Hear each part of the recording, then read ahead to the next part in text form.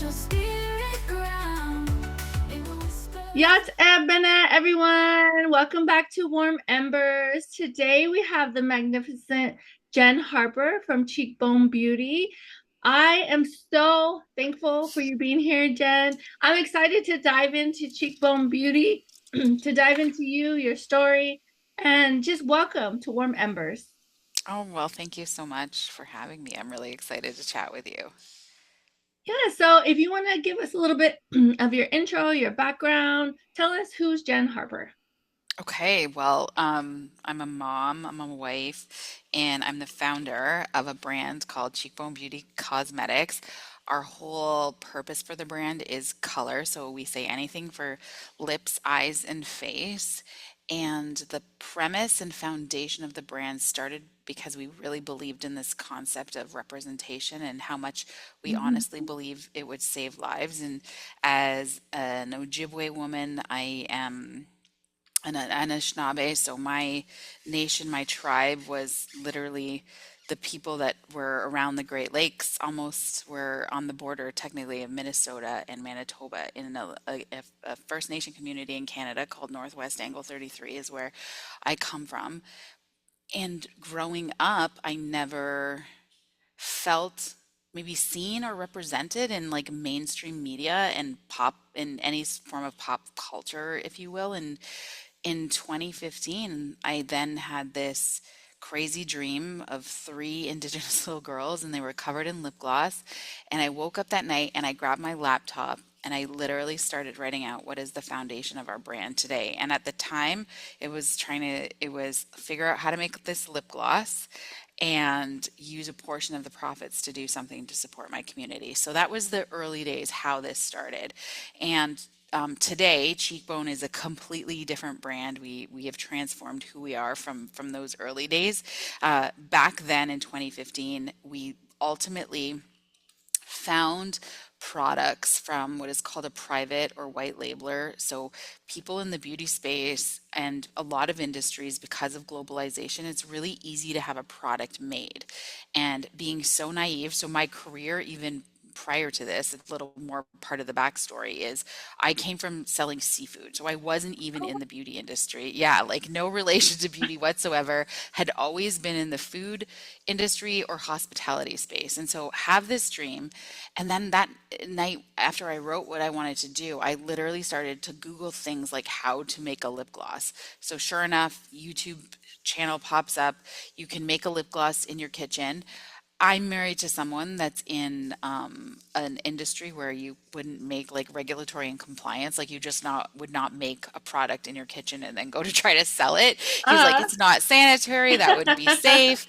And so then after looking up how to make a lip gloss, you know how Google works, in the search Mhm. pops up a private labeler. And then I started to see, I'm like, oh my goodness, like there's people out there, manufacturers that are literally making these already in the packaging. They're just going to put your logo on it. And so ultimately, that's how we had to start the brand. But 6 months in, I started getting questions about ingredients and our supply chain and how things were made. And I sat there and felt so stupid. I'm being really honest with you. I'm like, Mhm. and even today I was like, wow, this is so embarrassing how I started this brand by just using someone else's products, putting in this brand name that I came up with on it, and then started selling it to the world and legitimately having no idea what these ingredients were, what these formulations meant, and where Uh-huh. things were coming from in terms of the raw materials. And so I literally went from, oh, wow. And people were buying this stuff because Yeah, they really, yeah. so what I saw was like, this opportunity, right? Like then it was like, okay, this market, people want products from an indigenous brand, a native brand. And I'm like, but we can't go on like this. And it was at that moment that I recognized, oh my goodness, I'm going to need so much more capital funding to actually build the brand that I know will make us stand out in this world. And that's who we are today. We Uh, have literally created products that we call Beyond Clean. Our mission is sustainability and having things that are not only safe for the human, but safe for the planet. So when you hear the word clean beauty now in the world and in the beauty uh, space, we all hear, oh, that's good. That means it's better for us. The truth is, and yes, check clean means it is safe for humans. But what no other brand is doing or talking about, what Cheekbone Beauty has done, is we are making sure it's also safe for the planet. And now I'm not just talking about packaging, I'm talking about the raw ingredients. So when you look at our ingredient list, we only use materials and formulas, one that are plant-based and also will break down back when they reach an ecosystem. So think about it like this. If you're washing your makeup off and it's going back in your drain, you're in a lake, ocean, river. Everything we make in this world will end up back in an ecosystem, and many things unfortunately don't break down. So there's ingredients on clean lists that are deemed safe, like uh, dimethocaine, isodiocane, many ingredients, but they've been proven not safe for the earth or aquatic life. And so we do our best to remove any and all of those ingredients that are generally synthetically sourced, which means they're made in a lab. And not all ingredients made in a lab are bad. I'm not saying that. But yeah. our mission at Cheekbone, and this is where we took my Ojibwe, my indigenous roots very seriously, because historically we were keepers of this land and we still are. It's like when I was thought about this years ago, is like when you turn on the news, who was the one fighting the pipelines? Who are the people Yes. there at the front lines? And who are Mhm. the people fighting fish farming in other countries? And who are the people in Australia fighting for like in the Amazon fighting deforest? Like it's indigenous people around the world that are fighting all of these environmental issues at a grand scale. And it's because we all come from this history, ancestral generations of people that believe that the land, the water, the air has so much more meaning than the Western view of it, which is this Mhm. commodity. And we know they're not just Yes. commodities. We know they're gifts. They were gifts from the Uh, Creator. They're still gifts from the Creator. And it was how our cultural teachings were wrapped around all of us since infancy. And it's something that I took very seriously. And so, as an Indigenous brand, we have been pioneering this category in the beauty industry called Indigenous Beauty. And we're in the process of writing a book right now. And at the end of the book, it will be defined for the world, because the world, when they hear now Korean beauty, they think oh, that's skincare. right. When Yeah. they hear Japanese beauty, they think Uh-huh. epic skincare, ritualistic beauty. There's Ayurvedic beauty from the Indian community from India, and that Mhm. meant ceremonial beauty as well. And then there's French beauty, which is like perfume and red lipstick. I want the world to hear indigenous beauty and completely understand that this is synonymous with sustainability, and brands that are using that title. And we're working on something with another group of indigenous beauty brands that actually are in this space with us, only making things that are naturally plant-based, fighting for this category to be about sustainability.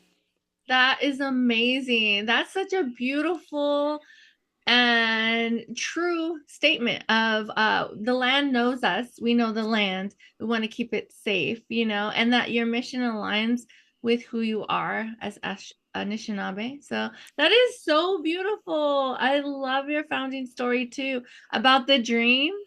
Oh my god. Wild, right? Yes. Yeah, like I did a speaking event last night at the college here, and I can't believe that I had a dream and actually then went to go make, like, who does that? It's very crazy. It's very crazy, but It I'm a little bit crazy, so it all makes is. sense.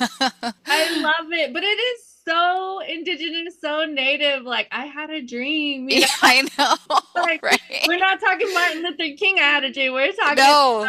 let's talk about Native Indigenous. I had a dream. I was over there. It's so cool. Literally, I always get that. I think it's so funny. They're like, "So you had a vision?" I'm like, Yeah, "Well, I was in my bed, but it was a yeah. vision, I guess." It's so funny. Like in our community, is beauty is so important. I was at the Swaya market this weekend Oh, and lucky I was you. looking at all the vendors. And there was this Mashana, this grandma, she's sitting there putting on her Oh, lip gloss. no. Aw, She was like in the mirror, just really like putting it on. I was like, how cute is that? So I that mean, is the cutest thing. so like your consumer base is like all ages for which is so good because Yeah. a lot of products are like, oh, you have to niche down, you have to have your demographic. But for Cheekbone Beauty, you guys have all, So from what we've discovered is when you're talking about our consumer, it's really, really interesting. For years, people are like, "Are you making a brand just for Native people?" I'm like, "No, there's not yes, enough Native people on the planet to have a yes, brand." So brand is for everyone. uh-huh, However, you're right. It's like the niche is what helps a brand define their spot.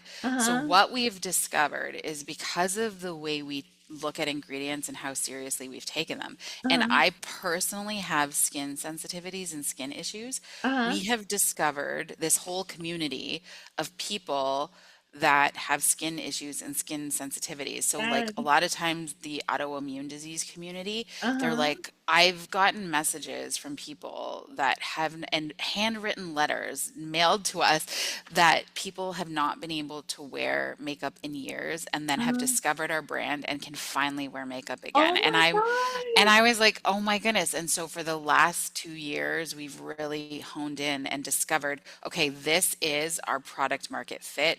That is our community. One, the people who care about the planet and Uh-huh. sustainability, high quality products, but then these folks with really real skin issues that are able to wear color makeup again. And that feels I feel so proud of that. It's so strange. And I always say it's not like I was this savvy businesswoman. It was almost like that's where we landed because of my personal skin sensitivities Mm-hmm. and being in this color makeup space. And it didn't happen overnight. Anyone listening who's on an entrepreneurial journey or works within an organization and is trying to figure something out for that organization, it's just so refreshing to understand that some things take time and you'll figure out your space and your niche, like you mentioned, along the way. Like, and so many times when you're building your business plan and Uh-huh. like the bank, everybody wants you to, like, who exactly are you going after? And we can do all that work and we had our targets.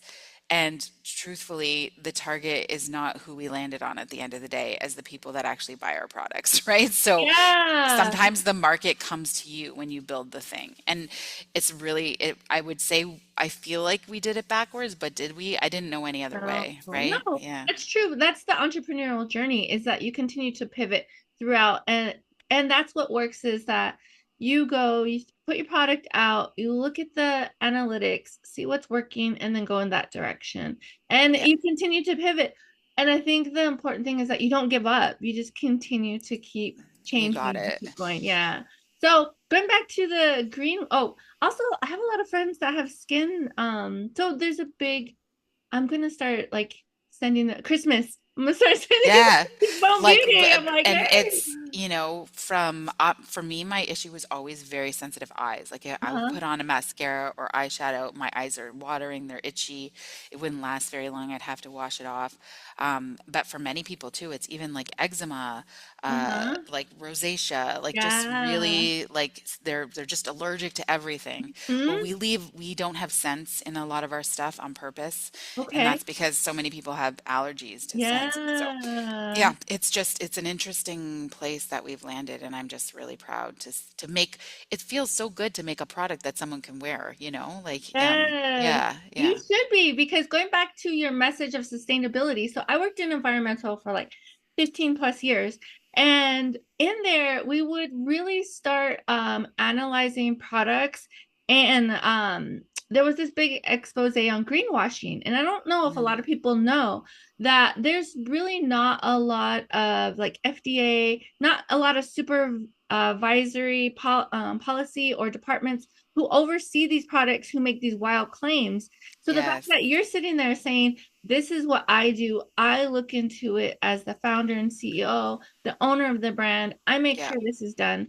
That is so important because like somebody could say, oh, my water bottle is BPA free, like no Yeah. microplastics. Nobody's And checking. nobody's no, I know. So we could talk about that for hours because it Yes. is so frustrating to hear a brand say, "Oh, we're this, and then immediately, because of the knowledge I've gained over the last almost 11 years now in studying ingredients, and not having, like, I didn't have any experience in this. So this is like me diving in deeply. We had hired chemists for almost 5 years, and working with them, and me learning and understanding and asking questions and gaining the insights of what happens with this. Why does this work like this? You just learn so much. And I mean, I know there's still so much more to learn, especially with innovation and how things have evolved. However, but the foundations of making products really hasn't changed.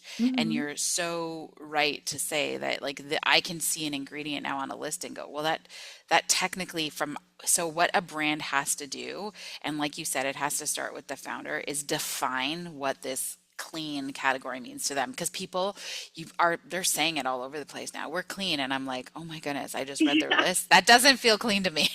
Right? But Oh, we all have, and I feel sad almost for consumers, because how are you, like, regular people don't have time to go do this no. work. So you need to find brands and organizations that you trust, and that's who you rely on, right? And work with. Yes.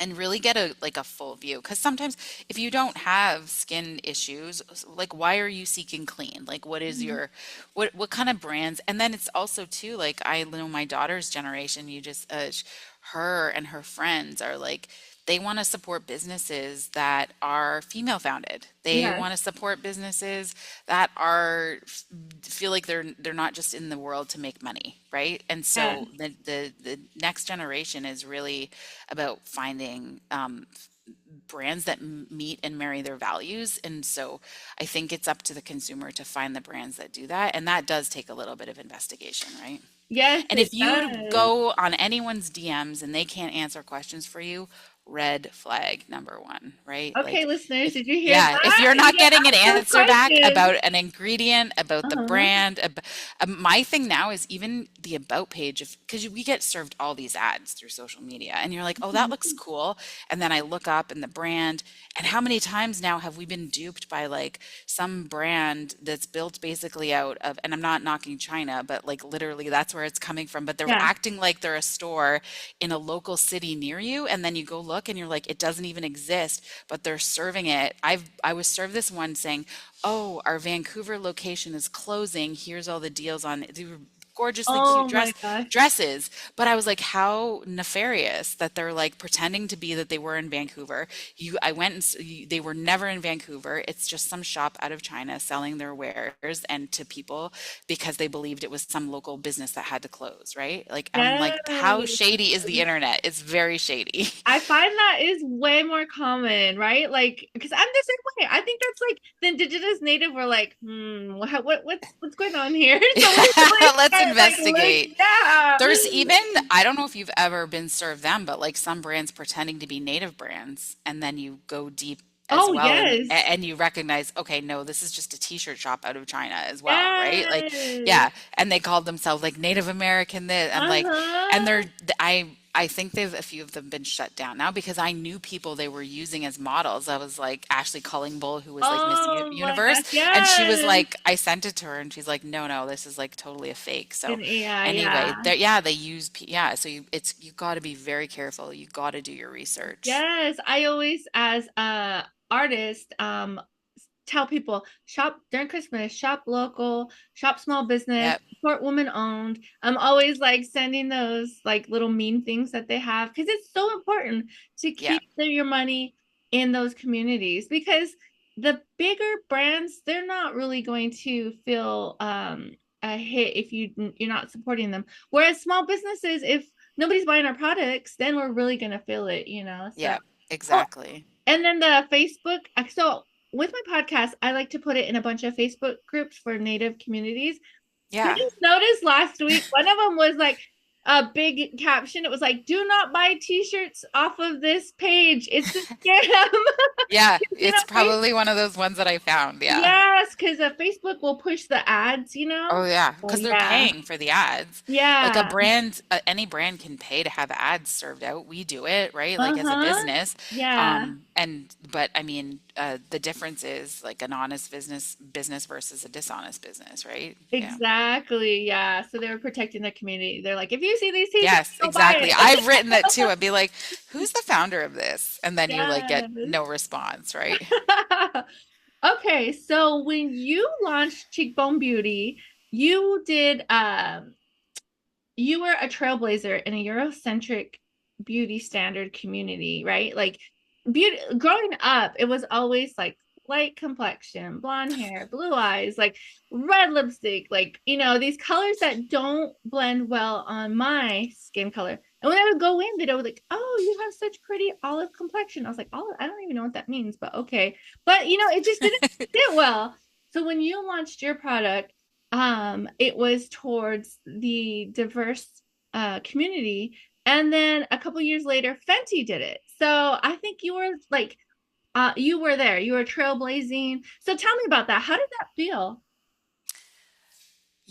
I think it's the world needed that. Like, oh my goodness. Mhm. And if someone is going to do that and with her platform and her audience and be able to provide, like, it is, the truth is to launch shade range is so expensive. Okay. And when we dabbled into complexion in 2021, when we first launched, we were just doing color. So we did lips first, then we Uh-huh. started to dabble into eyes, which was very scary because of all my issues, but we made it and were able to make products. And then we did complexion, but not until 2021, Okay. because when you're a small business, so our person that makes our complexion product come in our pencils. I'll show you one right here. I have my desk.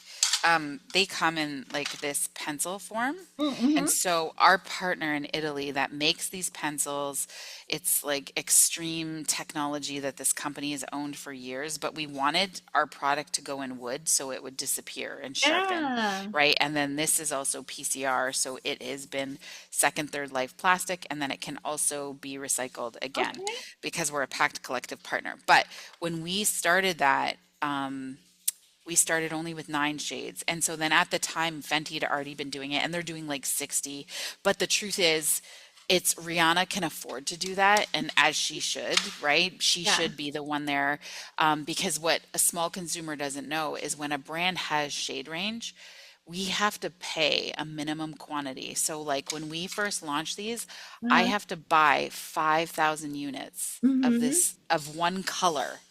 Wow. Yeah, that's a I big don't even have 5,000 customers when we launch these. So we yes. have some shades that unfortunately don't sell as fast as other shades, right? And Uh-huh. but it was always important to us. We now have 15 of our Unify multi pencil, and it was just important to us to make sure that we were as completely inclusive as possible.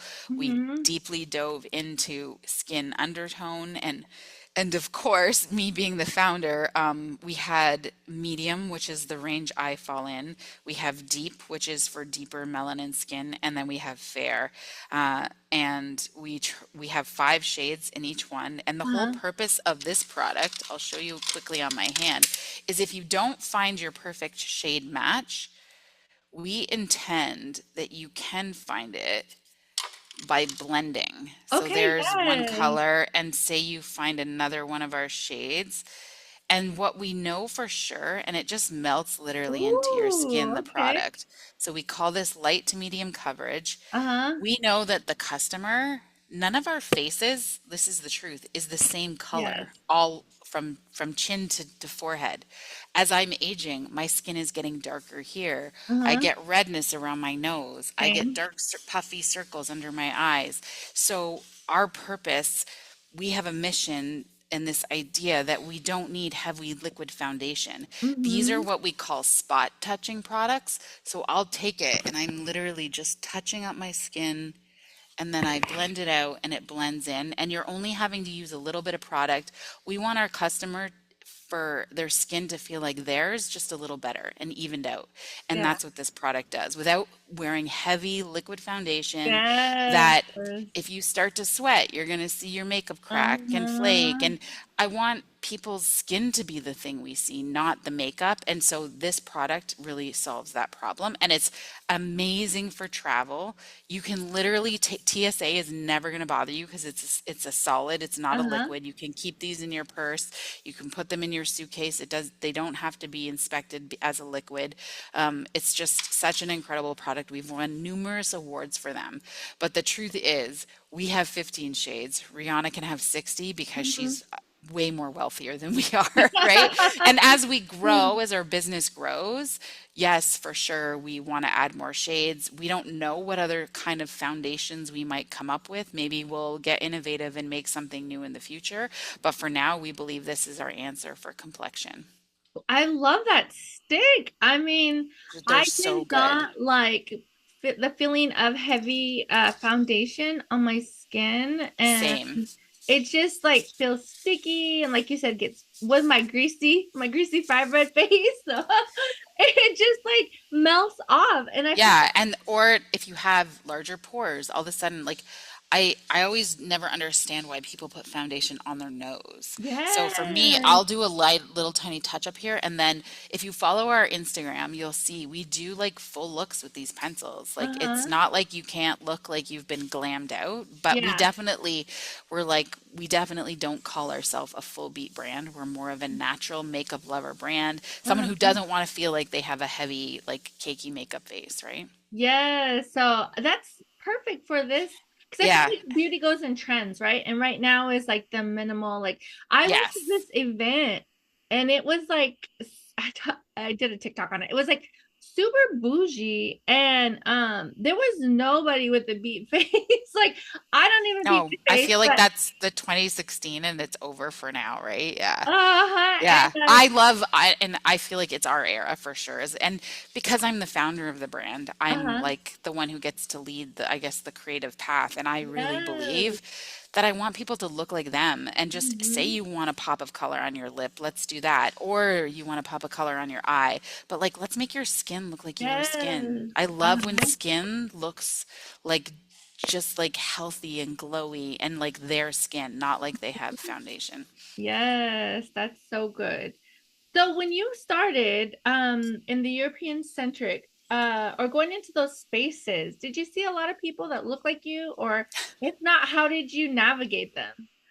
Yeah, no, for sure. There still really isn't. Being available in Sephora in Canada, Uh-huh. you feel, I truly feel out of place a lot of times, but Uh-huh. my skin has gotten thicker. I've gotten stronger Okay. as I've matured as an entrepreneur. And you Uh-huh. really just have to stand your ground and be like, no, we belong here. Like, we're still here, but our brand belongs here. We're growing in those places, maybe not as fast as, and other big brands with big names behind them, like influencers or like, of course, like, the big brands that the person who is the founder has a big following already, right? Like we're not Uh-huh. growing like rare beauty like Selena Gomez or Rhodes coming to Sephora with Hailey Bieber, but we're growing because we've built something that matters, and I think our community's fallen in love with that. And I feel Uh-huh. like I know we belong in those spaces and we Yes. deserve to be Mhm. on that shelf. And so I won't stop fighting to be there no matter what. Yes, that's so good. And I think people don't understand the amount of money. Like you talked Oh about my gosh. Rihanna, right? She has like her album money that she's able to put into the brand. Road, Hailey Bieber. So I know And she's I love Hailey that, Bieber and yeah, I love and Justin Bieber. They so got just much. loads of dough, Yeah, right? Yeah, to do it. exactly. Is that Yeah. they I are don't have that. front yes, they're front loading their brand. And Yeah. so I took this entrepreneur class and they were discussing how there's this gym wear brand and they were competing with Lululemon, but he was like a local person, but he was in the red for the first 5 years, and then now Yep. his brand is exploding. But he was like, I don't think people understand that you have to keep like pushing your Yep. product, and that's coming out of pocket. And it was Yeah. really a really good look at like this is what it takes to build a business. It's like kind of like you're pushing, pushing, pushing, and at some point it's gonna, start to get momentum. So And if we look yeah. at the business system in the world, like Uh-huh. this is the truth. We have done this on our own, Mm-hmm. and we have an investor. It's an indigenous investor, Mm-hmm. but we don't have the places supporting us. So the truth is, even with Fenty and Rihanna, she partnered with Kendo. So Kendo Beauty is Uh-huh. owned by Sephora, owned by LVMH. So Okay. that was a partnership. Yes. And when the most important, this is as a businesswoman now, and this Uh-huh. is where I realize how naive and embarrassed. I made so many mistakes, but if you don't understand distribution, you're Uh-huh. going to be in big trouble. So Rihanna didn't go just launch a brand and hope Sephora is going to put her on the shelf. She Uh-huh. built the brand with Sephora. So like Yes. let's be clear that that was a distribution partner that you just know is going to help you blow up, See, right? I had no Right. idea. Yeah. Yeah. Like, so that is for her, that's just like the math was mathing. It was simple. It's easy. Regular people like us, when we go Uh-huh. build something, I don't have a guarantee Sephora is ever going to put us on the shelf. Thankfully, I feel like the honest truth is, I think the time in history we got really lucky, and this Sephora partnership in Canada has helped us have a space to grow and a shelf to grow from. But they're not our partner in the sense that like they're supporting the brand and pay for the marketing and all of those things, right? And we're fighting for that distribution channel and space, and we're still fighting for it in many of our spaces. Like even with our partnership in JC Penney, started out as this great partnership, but and no fault to JC Penney, but their original partner 13 Loon completely failed the brands that it had put into the stores. So we went from being in 600 doors to going down to 150, but we have to be, the brand has to move the Uh-huh. products off the shelf. You don't have that store helping you, whereas brands like Rhode, Rare, Uh-huh. Fenty, they legitimately have Sephora helping them move products off the shelf. So when you're the little guy, you're really the little guy. Oh, yeah. In America, we love the underdog story. But then when you really start diving deep into it, it's like, oh, wait, they had a bunch of partners, right? So Yeah. when you're truly a small business, it's like, When no, you're really an underdog, yeah, yes, you have to. And exactly. we truly are, and I believe we're only successful, like Tiffany, it's our community, right? Uh-huh. It's the people that are actually out there coming back and buying our products. And I know we're making good products. It's not a pity buy anymore, because I can tell you the truth. I know up until 2021, until we transformed this brand, a Uh-huh. lot of the purchases of our brand, I think people were like, I love your brand story, you're indigenous, and would buy a product. And I think sometimes it was based on like pity, if you will, Oh, because I'm only saying this because we had this big blow up during 2020 when the George Floyd situation happened, and uh-huh. our brand was being tagged with a lot of other BIPOC brands. And so Uh-huh. we had enormous growth in that year. And Uh-huh. when we go look at the data, many of those consumers never came back. Okay. But Yes. I have data after 2021 on real Uh-huh. Cheekbone Beauty customers when we then started to formulate, make our own products like these pencils. These pencils, our customer comes back at a 65% return rate on this product. Like they love this product. And many of our other products, like our primer stick, our moon dust, like we have some real hero SKUs. Yeah. And that is where like now I finally feel like a real businesswoman, because I'm like, in the last 2 years, we have seen an enormous amount of people come back over and over and over again because they love the products, not just because they love the story. I love that. That is such a good way of framing it. That again, looking at the metrics and the data and then repivoting because Cheekbone Beauty is a luxury beauty brand. So, and you want to show and have the demographics reflect. So going back into the name, like I love that cheekbone beauty because to me it just reminds me of like, the aunties with the big cheeks and a lot of times it's like we want to put our blush on and highlight that. So tell me about Hmm. your name. Yeah, so you were just there, like in Santa Fe, you go into those museums and you see the historic photos, and Mm-hmm. it's like, who has those gorgeous cheekbones, right? It's our people. Mm-hmm. And I was listening to a podcast, so I had the business idea, it's after the dream, but for like many months, like no name or anything. I just didn't know what this, I just was working on this thing. I just didn't know what it was going to be called. But I used to be this sales rep for a seafood company. So I spent a lot of time in my car driving around listening to podcasts.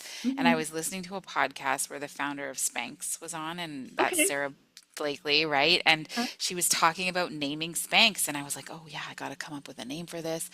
And she kept talking about the K sound, how it's really memorable. okay. And she would name off some like legendary brands like Coca-Cola, K sound, Uh-huh. Nike, K Sound, Kodak, like K Sound. And so she was obsessed with naming her brand with a K. And so then I just started being obsessed with this K. How am I going to have a K sound in my business? Uh-huh. And then another time just driving around in my car doing my day job, and the word cheekbone popped in my mind. I'm like, oh my gosh, like I love cheekbones on every Uh-huh. human. I think our people have historically been known for these gorgeous cheekbones. It had the K, Uh-huh. and I went home and I looked up some more research, and it said people with higher cheekbones are perceived as more trustworthy. And I thought, okay, this is it. Because you're a new business, you want to Yes. build trust. Like there was, Absolutely. it was just all the stars had aligned there, and I'm really grateful because I love the name too. Yes, that is so beautiful. I love it. Like you said, stars aligned because it's just like it made sense and everything falls into place. That's what I love Yeah, about entrepreneurial stories is that yeah, it just seems like this spark and then all of a sudden everything lines up and it works out perfect. So I love that. Thank you for sharing. no problem. Okay, so makeup is so fun. We all love playing with the makeup and putting it on. So, can you give me a glimpse into your room? Like, how do you name the products? How do you think about the next thing? Like, that sounds like a dream, right? But I know that there's so much more. Like you're talking about the labs and looking at the products. So, Yeah. Yeah, so for up until 2021, there was like from 2018 to 2021, that was like a heavy years of formulating, remaking products. So we had to completely transform from private white label products into formulas and new shade range. Like it was I can't it's quite a blur because that was so much work. Now we can be a little bit more, what's the word? I think intentional. uh, Like instead of like, oh my goodness, we have to switch all of our products. These ingredients in these other products are not the ingredients I want to put into the world. And so yeah, I think one of the newest products for us was last year coming up with a lip oil. uh, And, the team, so I have people that we're a small team, we're only six full-time people, but there was a lot of talk about lip oil. It was trending, it's yes, everywhere. And then it so is. for 2 years, I was like, ugh, I don't know what it like a lip oil is. And then I started looking at the ingredient list. I'm like, it's just a lip gloss Uh-huh. with lip some oils added at the end of an inky list. And so any consumer can basically look at their packaging of something and what's in it based on the order. Because legally, some brands don't do this. I've been on websites and I'm like, that's not the order of your inky list, but the ingredient with the most has to go first, and then the Uh-huh. least goes down to the bottom, right? Yeah. And so in color too, then you have to add may contain based on pigment or shades, right? Because that's going to adjust per product. So I looked at these lists and I was like, oh my goodness, like it's basically a glorified lip gloss. That's all it is. And I'm like, if we're gonna make a lip oil, I want it to be 100% natural oils, and that's what then we set Yeah. out to do. It took us, some time to find the right formula, and sure enough, we were able to do that. And then I think about when we just now were really being scrappy in terms of our capital this year and how much we spend, and we were working on bringing out new shades as Mm. a way to bring out newness. So we have a lot of our formulas down, and we just have a lot of fun right now with bringing out new colors, right? So we just launched a new lip gloss called Saskatoon Honey, Oh, and it's a dupe of the famous Black Honey by Clinique, if you yeah. will, Okay. but with Okay. with our clean cheekbone approved, indigenous ingredient list that we Uh-huh. we approve, but we made the shade similar and we had a lot of fun with making the PR boxes. We found this honey supplier in Uh-huh. Alberta, Canada, that actually made a honey called Saskatoon berry honey. So we Uh-huh. just we sent influencers the jar of honey, the new lip gloss, and the story about it. And so we Cute. just try to have like a lot of fun with what we're putting out into the world. And we think, deeply about even the content creators we work with. We're not just sending it to anyone. These are people that Yes. are really passionate about cheekbone beauty and Mhm. one, don't ask us for a load of money to do things that they Yes. really actually just love the brand and want to do it. But that's how we do. It's a lot of authenticity for sure. And I know that Yes. word gets overused, but we really believe in our hearts here that that's who loves this brand and that's who's helped it grow. And it's these authentic lovers. Yes, that word is thrown around a lot, but I feel like in our community, that's who we are because we're so like growing up, my grandparents raised me and it was very much like you come, you communicate, you feed the person, like you do your introductions, you say who you are, where you're from, who your people are. And it's Yeah, like you can't fake that stuff, and no, it's like so in our community, that's like the first thing we're taught is like, no, you don't, you tell them who you are, where you're yeah. from, and I think authenticity, it kind of just is natural for us. But yeah, and right now, doing all of these trainings, it's like, be authentic, be authentic. I know, right? We hear it all the time. That's why I was like, Yes. it's so overused. Yeah, yeah. Uh-huh. So Cheekbone Beauty is such a success. You're on your way, you're pivoting, you're going off into stardom. I'm like speaking this out, like big brand. And so what is your next level, like your next step of success? What does your journey look like from here? Yeah, we're a really well-known brand in our area of Mm-hmm. the world, and so we're really trying to grow in our next market, which is all of our cousins south of our border here. So that's our next goal is growing in the United States over the next couple of years. And it's your market is just so much bigger. So it's a lot of work and a lot of research and data to look into. We already know, believe it or not, California is the place that buys tons and tons of cheekbone beauty. So of Okay. course we're going to start and look at the United States regionally to figure out what areas already love our brand and think about expanding in those spaces. That's awesome. That's exciting. I'm excited for you guys. So now I don't want to keep you all day. So we're going to go into the three rapid fire questions. What is Okay. a piece of advice you would give your younger self? Do not worry what other people think. Ooh, that's major right there. That is Yeah. okay. So what is your go-to, sweet or savory? Savory. Okay. So what is one cheekbone product that you cannot live without? The Unify multi pencil. Yes, I Yes, love that's it. that. Well, Jen, it was such a pleasure chatting with you and learning about cheekbone beauty sustainable measures. I mean, when your word is authentic, your go-to, you looked into the ingredients. Like, I just can't wait to see on the Super Bowl ad or something like that. Like we're just, Yay, I love that. yeah. Let's manifest that, right? Yes. So thank you for your time. Thank you for being part of Warm Embers and sharing your entrepreneurial journey and who you are, your beautiful self. Miigwech, and we say bon appetit because we don't say goodbye, right? Nope. Nope. In our culture. Yes, exactly. So thank you. Thank you so much. Have a great day. Okay, you too. Hi, everyone.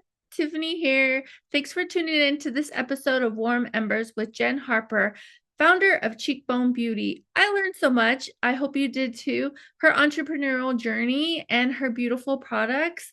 So if you enjoyed this, make sure that you subscribe, you like, and share with your favorite Indigenous baddie or your friends.